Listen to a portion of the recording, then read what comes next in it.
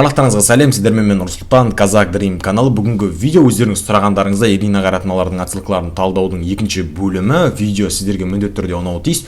Соңына дейін қарап шығыңыздар. Арнаның дамуына жай ғана қолдау ретінде лайк басып, комментарий жазып, арнаға тіркелуді ұмытпаңыздар. Ендеше біз өзіміздің талдауды бастайтын боламыз. Кеттік. Бірінші талқылайтын Ирина Қайратовна мен Хироның фитіне түсірілген клип, жай атты клипті талқылайтын боламыз. Ең бірінші байқағаным, клипті қарау барысында клиптің бастапқы бөлігінде Ирина Қайратовнаның өздерінің тректеріне пятка әніне отсылка ретінде қайырмасын қосып қойғандығын байқаймыз.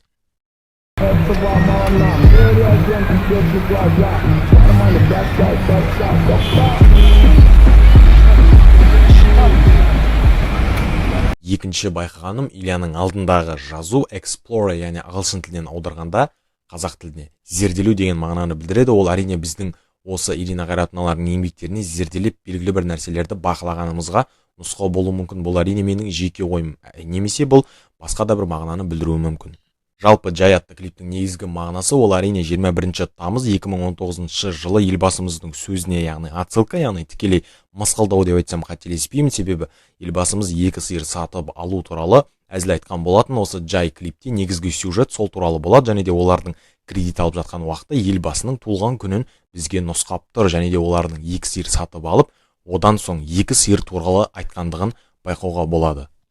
Ал екі сиыр сатып алды, өзіңді асыра. Артық сүтті сатып, ақша тап. Ағырудыңды ек, тамағыңды тапты, қалғанын базарға апарып сат. Знаете, любой человек, абсолютно любой человек, который хочет стать богатым, да, должен для этого трудиться сначала, научиться чему-то. Вот, условно, да, начните маленький стартап, там, купите себе 2 коровы, вытаскивайте молоко, продавайте молоко, навоз в конце концов продавайте, да, там, сельское хозяйство будете развивать. Вот я, например, этому научился. Вот, всему можно научиться в этой жизни, и все. Где ты научился вот так вот подмазывать? Жизнь научила. А где вы этому научились? Жизнь научила. Именно так гласит казахская пословица: если жить тебе полдня, запасись едой на день. Ну а следующая передача в мире животных. Не переключайтесь. Біз талдайтын клипіміз Ирина Қайратовнаның беги трегі. Бастапқы бөлігінде құмырсқалар туралы айтылады. Жалпы құмырсқалар туралы ақпараттар беріледі. Ол әрине міндетті түрде оригинал видеосын тыңдап өздеріңіз көріңіздер. Ол қазіргі кездегі қоғамда билік жүйесіне тікелей нұсқау деп ойладым, және де солай болу тиіс. Ирина Қайратовнаның беги атты трегіндегі осы даталар, яғни уақыттарды қарайтын болсаңыздар, олар тектен-тек тұрған жоқ. 2019 жылы өзім Астана қаласында студент болдым. Сол кезде интернеттің дұрыс жасамай қалуы Астана қаласында және сонымен қатар Алматы қаласындағы болып жатқан митингтердің әсерінен болған болатын. Осы даталар, осы уақыттар 2019 жылы болған митингтегі уақыттарды көрсетіп тұр.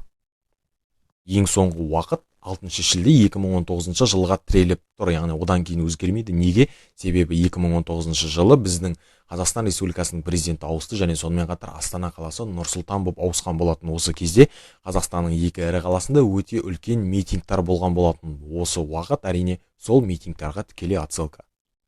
Ирина Қайратовналардың беги трегіндегі клип негізгі мағынасы, негізгі ой ол Қазақстандағы болып жатқан әйелдерге көрсетіліп жатқан зорлық зомбылықты көрсетіп жатыр. Бұл туралы алдыңғы видеоларда айтқанбыз. Ол туралы Масло черного тминаның да клипінде осы отсылканы байқаймыз. Ирина Қайратовнаның келесі талдайтын клипіміз ол Балуыз трегі. Жалпы Балуыз клипінде осы кадрда байқап қалдым. Бұл жерде Енесей мен Еділді шатыстырып картадан деген жазуды байқаймыз. Бұл Нәби Аймұратов атты әншінің өлеңіне тікелей сілтеме болып есептеледі. Бірақ бұл әнші жол апатынан қаза болған, және де олардың қандай мақсатта бұл кісіге отсылка сілтеме жасап тұрғанын түсінбедім. Одан бөлек Түн деген жазуды көреміз, сонымен қатар Тараз атты телеарнадан көрсетіліп тұрғандығын аңғарамыз. Ирина Қайратовнаның Балуыз атты клипінің ең соңғы бөлігінде автобустың ішіндегі афишада Шаншар театр және де Ирина Қайратқызы деген жазуды байқаймыз. Осы кезде белгілі бір аудиозапистер қосылады. Сол жерде Ирина Қайратовнаның пятка әнінің бастапқы трегінің бастапқы бөлігі қосылғандығын байқаймыз. Еліміздің бас сахнасында әнмен әнші бағдарламасына шақырамыз. Кештің арнайы қонақтары, еңбегі еліне сіңген Шаншар театры және жастарға танымал Ирина Қайратқызы тобы.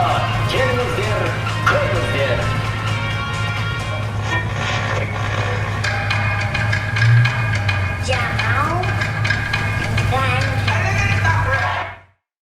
Келесі талқылайтын клипіміз Ирина Қайратовнаның Көке клипі. Жалпы бұл трек, Көке трегі, Жаным ты не поверишь атты фильмнің саундтрегі болған болатын. Бұл ешқандай да отсылка, бағыттау, нұсқау емес, бірақ осы жердегі тұрған адамдардың туылған жері және де туылған уақыттары туралы бізге ақпарат беріп тұр. Тек қана осы туралы байқағанымды сіздерге жеткізіп жатырмын. Келесі байқағаным Маркленов Азамат, соның алдындағы жазуды байқасаңыздар, негізі бұл The North Face, яғни солтүстік бет деген мағынадағы брендтік логотип болған болатын. Олар керісінше оңтүстік бет деп және де логотипті керісінше аударып қойғандығын байқаймыз. Олар әрине күлкілі, яғни мем болуы мүмкін. Одан соң тағы да бір байқағаным Пума емес, ол жерде П-ның орнына Қума деп жазылып тұр. Жалпы Ирина Қайратовнаның Көке атты трегінде Делакур, ол Қайрат Нұртастың бұрынғы хит болған әні Арман атты әніне түсірілген клипке отсылка жасап тұр. Және де осы жердегі арналардағы сообщениелерді оқысаңыздар, міндетті түрде жарылатын боласыздар. Міндетті түрде оригинал видеосын кіріп қарап көріңіздер. Осы клиптің соңында тағы да бір байқағаным, долларлардың арасында қазақтың 10 000 теңгелік купюрасын байқаймыз. Және де бұл купюра жайдан жай тұрған жоқ деп ойлаймын. Бірақ мағынасы қандай екен ұқпадым. Бірақ бұл жерде 2003 жылғы, яғни басқа уақыттардағы емес, тек қана 2003 жылы шыққан 10 000 теңгелік купюраны бейнелеп тұр. Бұл жерде Әл-Фараби атамыздың бейнесін көруге болады. Бірақ бір байқағаным, не үшін 2003 жылы шыққан 10 000 теңгелік купюра тұрғанын түсінбедім. Мысалы, басқа жылдарда 10 000 теңгелік купюралар шыққан болатын, бірақ бұл клипте тек қана 2003 жылы шыққан 10 000 теңгелік купюраның бейнесі тұр.